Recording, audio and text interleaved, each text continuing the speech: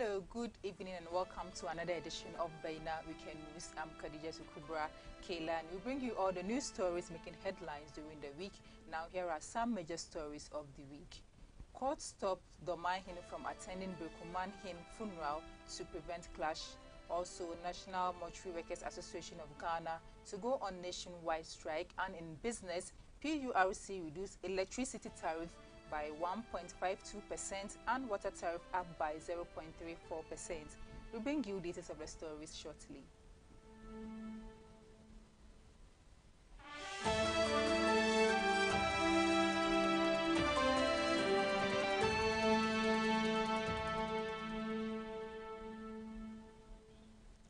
Thank you for staying with us. Remember, we are streaming live on Facebook and YouTube at Baina TV.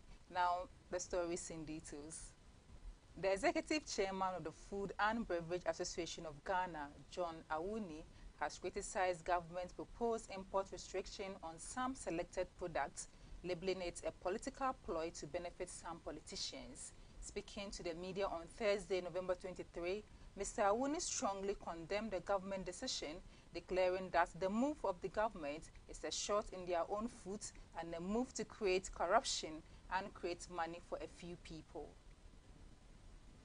Mr. John Awuni questioned the government's rationale behind the initiative, emphasizing the detrimental impact it would have on the country's economy, which is already grappling with high food inflation. He added that the restriction would exacerbate food inflation and foster rampant corruption. He further said that the government cannot restrict import when there are no stock in the warehouse of the government. The government has already restricted imports with an imposition of over 60% on some imported products. He questioned if that kind of taxation is not enough to boost local production. The Trade Ministry has tabled a bill in Parliament outlining the government's intention to impose import restrictions on 22 commodities, including poultry, animal and vegetable oils, margarine, fruit drinks, soft drinks, mineral water, noodles and pasta, and ceramic tiles. The rest are corrugated paper and paperboard, mosquito coils, insecticides, soaps and detergents, motor cars, iron and steel, cement, polymers, fish, sugar, clothing and apparel, biscuits, and canned tomatoes. The government has justified the move as an effort to stimulate domestic production. Away from that, the Public Utilities Regulatory Commission has announced a 0.34% increase in water tariff and a 1.52% decrease in electricity tariff to take effect on December 1, 2023. This was made known in a release signed by Dr. Ishmael Aka, Executive Secretary of the PURC, following the Commission's 2023 fourth quarter tariff review.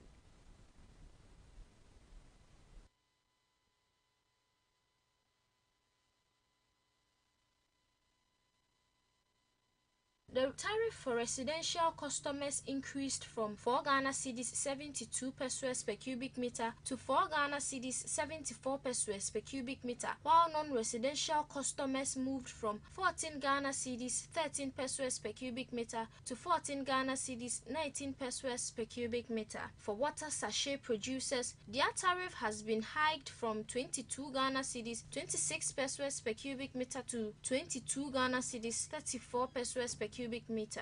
Industrial consumers will have their tariff moved from 25 Ghana cedis 29 pesos per cubic meter to 25 Ghana cedis 38 pesos per cubic meter. For electricity, residential lifeline customers of 0 to 30 kilowatts will have their tariff reduced from 0.64 to 0.63. All residential customers of 0.3 kilowatts will have theirs reduced from 1.42 to 1.40. Dr. Aka explained that the Commission took cognizance of the cost of electricity, increased volume cost of chemicals for raw water treatment, the Ghana cedi US dollar exchange rate, and inflation in arriving at its decision. He lauded stakeholders for their support as it continued to implement quarterly tariff reviews by its rate-setting guidelines for quarterly review of natural gas, electricity, and water tariffs.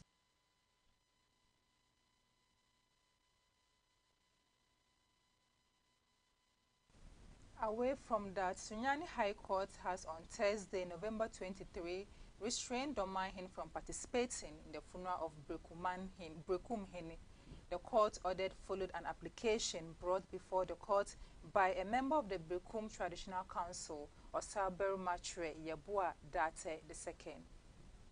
The Domahine Osagyefo Osiadeyo Agyeman-Badu II could not carry out his decision to attend the burial rites of the late Brekum Hene Dasibre Dr. Amankuna Diewuo II at Brekum in the Bunu region. The Domahine decided to attend the burial rites on Thursday, the same day the Asantehene Otumfuo Osei Tutu II was also attending the event. Nananom in Brekum saw the position of the Domahine as something that could lead to the breach of the peace of the area and therefore sought legal action to prevent him from attending. From the funeral arrangements released by Brekum Traditional Council, the Domahine and members of the Bunu Region National House of Chiefs, of which he is the president, were to attend the burial rite on Wednesday, November 22nd, while the Asantehene, who is the overlord of Brekum, was to attend the burial on Thursday, November 23rd. Traditionally, Otumfuo is the last person to attend the burial of a Brekum Hene, since the Brekum Hene owes allegiance to the Golden Stool, Asanteman. But to the surprise of the Brekum Traditional Council, the Domahine rather decided to attend the funeral at the same time the Otumfuo would be attending, compelling the Brekum Traditional Council to seek legal means to stop him and also prevent potential clashes in view of recent developments between the Domahine and Asantehene. The court requested the Ghana Police Service to assist the Brekum Traditional Council in carrying out the injunction order to maintain peace within Brekum. The legal action was aimed at forestalling all potential disorder arising from the presence of the Asantehene and the Domahine, considering the recent posture and public utterances of the Domahine against the Asantehene on why Doma cannot be part of Asanteman. The court has ordered Ghana Police Service to enforce the injunction, underscoring the importance of maintaining peace in Brekum and its environs. Meanwhile, more than 20 VIP buses filled to capacity left the Menchia Palace for the final funeral rites on Thursday. Well, in other stories, the Mortuary Workers Association of Ghana has notified 6 government institutions of their intent to embark on a nationwide strike starting November 29, 2023. In a press statement signed by the General Secretary of Mortuary Workers Association of Ghana, Richard Kofi Jordan, stated that they had already communicated their concerns to the authorities and they are awaiting a resolution. According to the statement, the association said all avenues to resolve their grievance have proven futile. They find it necessary to embark on strike. The statement highlighted the Mortuary Workers Association of Ghana, MOWAG, decision to initiate the nationwide strike during a general meeting of its members. MOWAG further stated that the notice of the indefinite nation strike is in accordance with Section 159 of Act 651, 2003 of the Constitution. Their grievances was channeled to the following: the Ministries of Health, Employment and Labor Relations, National Security, Finance, Fair Wages and Salary Commission, and the National Labor Commission. Stating their position, they said all mortuary workers in Ghana shall lay down their tools starting on Wednesday, 29th November 2023, until all matters already in the domain of the institution are resolved. They further said that this is to exercise their rights as the 1992 Constitution of the Republic of Ghana stipulates.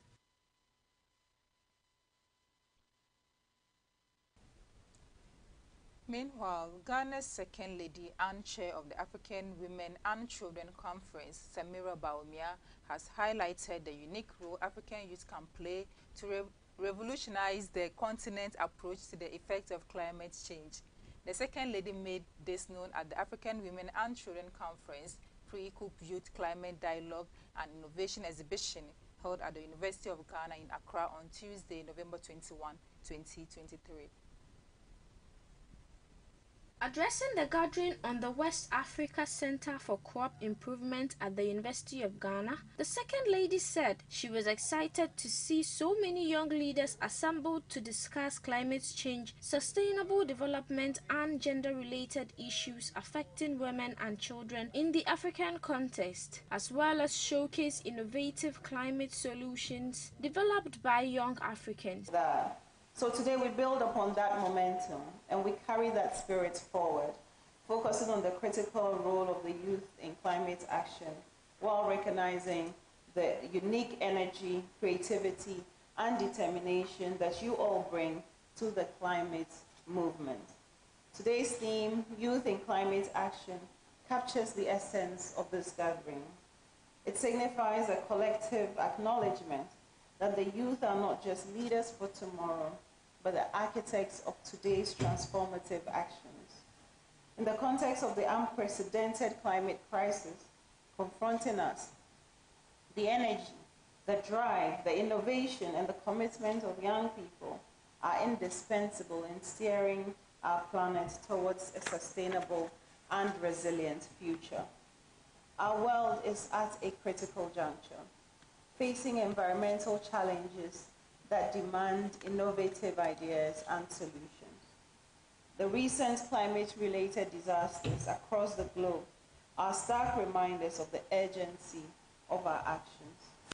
AfriWalk is convened as a platform to discuss the issues affecting women, youth, and children in Africa and to coordinate a network of organizations focused on women and children in Africa. In August this year, AfriWalk organized its maiden conference, which brought to the fore the urgency of amplifying voices of women and children in the face of the climate crisis. This groundbreaking initiative, born out a collective commitment to address the pressing issues faced by women and children, serves as a testament to the power of global collaboration and the unwavering dedication to a sustainable future. The event was witnessed by many dignitaries from all walks of life. His Excellency Amir Jamil Al-Alawi of UAE also spoke. Listen and engage with voice of youth on the global climate change challenges.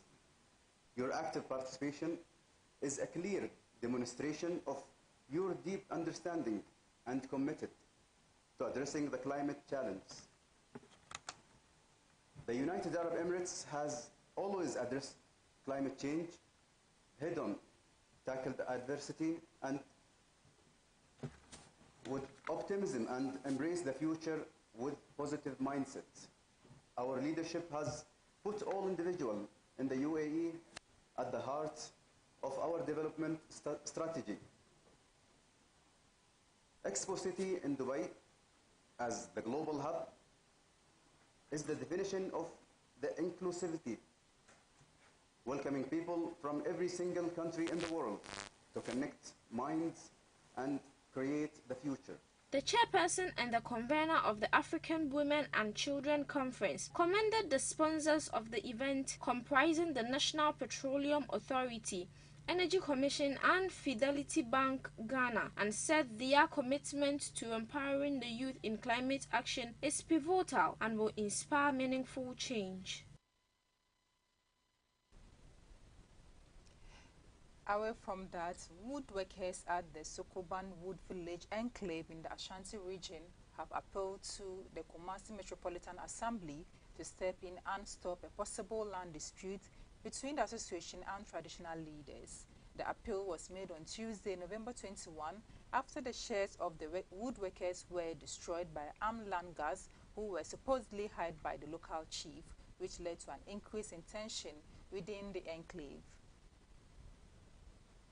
Tensions are rising as local chief and woodworkers are fighting over a plot of land that will be used for the Sokoban Wood Village second phase. Mohammed Kamel Ishaq, an executive member of the Sokoban Wood Village Workers Association, emphasized that KMA officials had approved their decision to build the sheds, thereby establishing them as the property's legitimate owners. The KMA's public relations officer, Henrietta Efia Kunadu Abuaji, Aje disclosed that there had been rumors that the chief of the community was giving money to woodworkers as payment for occupying their lands. She did, however, reassure the audience of the Assembly's determination to resolve the issue amicably.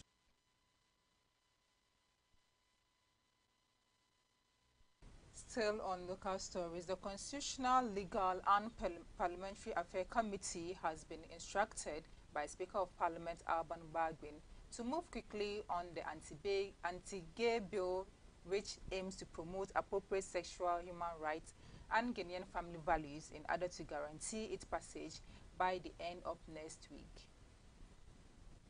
Presently in the consideration stage, the bill seeks to ban LGBTQ+ and its associated activities, as well as prescribe propaganda, advocacy, and promotion of LGBTQ+ and related activities. It also provides protection and assistance for children and individuals who are victims or accused of LGBTQ+ and related other activities. According to Bagwin, when certain things are delayed, suspicions are aroused and they are aware of how strongly the public feels about the bill's critical nature. Therefore, if they could just move to ensure that it passes.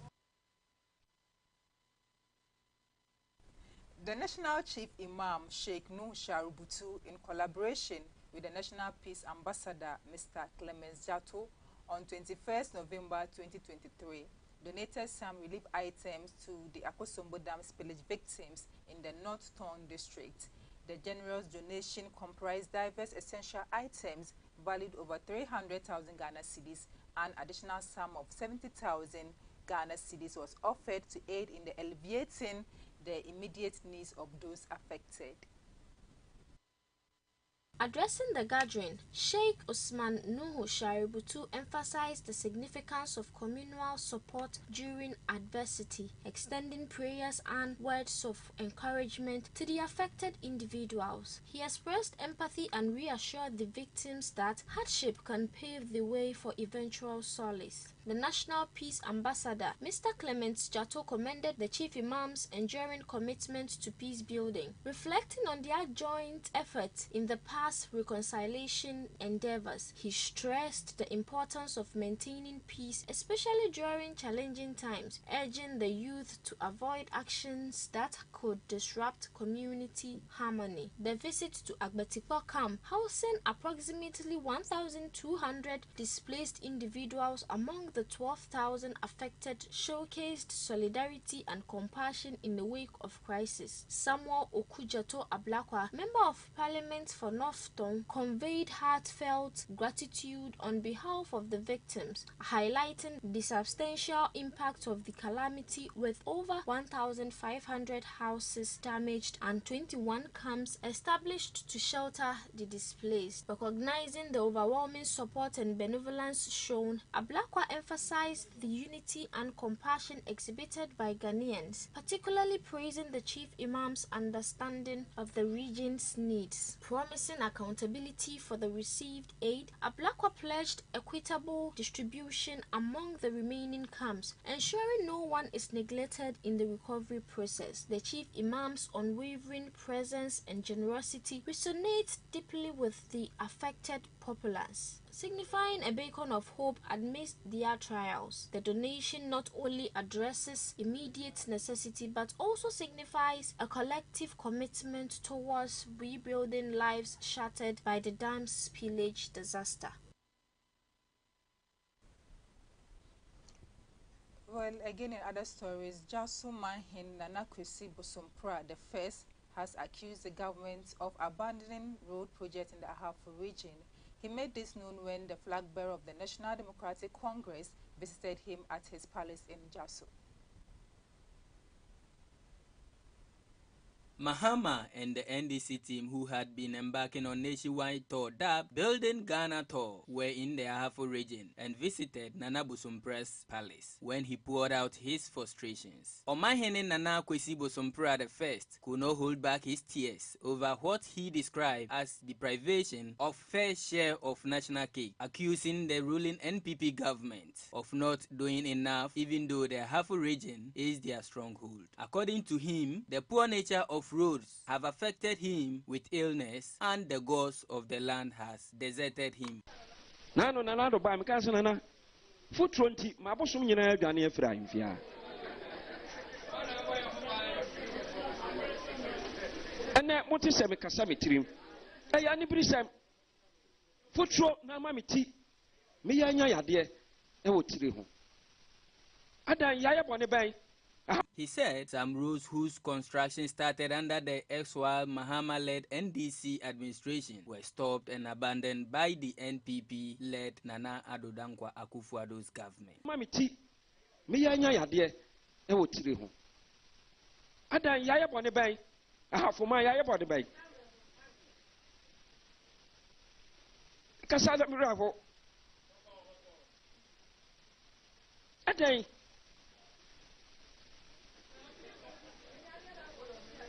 Yawa says this is me no pen na NDC for there. I have yatuma MPP. Na fe de ba no say. Ani ya fa titi musa. Koko kakra omutumi toyi. Anya kwan we so anefa ko. Wo be ko bia na ka da fom. Ena ya nua nyina bokana fo na etwa ya nyina ade ko. Ya fora si nyina na asai. Ena nsi oto ana wusu so hwa wo dan so bepa. Adai ya kano kura musumi yan kano kure.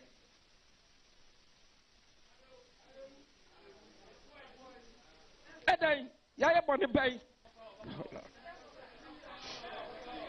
After winning power, the NPP administration reportedly put a stop to civil work on the Bediakon-Kasapi road, which has been completed but was not asphalted. The contractor of the Gambian number 1 to Doma route was also affected by the government decision. Well, finally, in sports this week, former Black Princess coach Robert Saki has expressed doubt over the possibility of Jose Mourinho succeeding as the head coach of the Black Stars if appointed ahead of the 2023 African Cup of Nations. According to Saki, the current state of the Black Stars presents significant challenges for any coach looking to achieve positive results, and therefore it will be unwise to replace current head coach Chris Hughton at such a late stage before the tournament. In an interview with Asempa FM monitored by Baina Sports, Saki pointed out that the timing of Hughton's potential dismissal mirrors a similar scenario in 2006 when the team struggled following a coaching change before a major tournament. Saki believes that keeping Hughton on board is the best option given the limited time left before the African Cup of Nations begins. He said it's about teaching how to be able to motivate the players to go and perform. He further said he feels the coach should be kept because it is too late to sack him. He went on to say if they sack him and even bring Jose Mourinho, he cannot be able to perform because it is not easy. Saki's concerns come amidst rumors surrounding Hughton's future with the Black Stars, especially considering recent disappointing results. However, Saki's stance suggests that stability and continuity may be more crucial at this stage rather than taking a risk with a new coach, even one as experienced and respected as Jose Mourinho. And this is it for our weekend news. For more stories, log on to our website www.bainamultimedia.com. I'm Khadija Kubra Keilani. Have a good evening.